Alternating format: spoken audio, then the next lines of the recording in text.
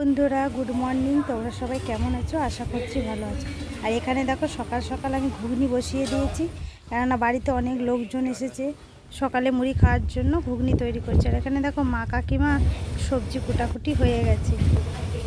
আর এখানে আমি রান্নাও বসিয়ে দিয়েছি। দেখো ভাত হয়ে গেছে, পটল আলুর তরকারি করেছি, মাছের তেল ঝাল হয়েছে, শাক ভাজা হয়েছে, আর ডাল হয়েছে, আমের চাটনি হয়েছে।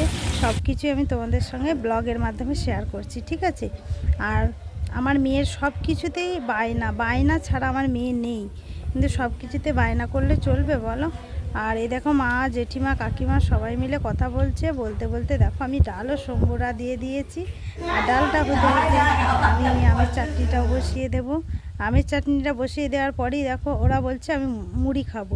সেই জন্য আমি আমার যা মা কাকিমা সবাই মিলে হাতাহাতি করে, কাজে না লাগলে তো হবেই না, সবাই মিলে দেখো মুড়ি দিয়ে দিয়েছি। আর মুড়ি এখানে খাওয়া দাওয়ার পর্ব চুকে গেলে আবার এদিকে ভাত খাওয়া আছে।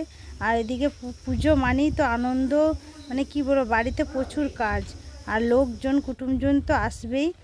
আচ্ছা ঠিক আছে, এখানে দেখো আমের চাটনিটাও হয়ে গেছে প্রায়।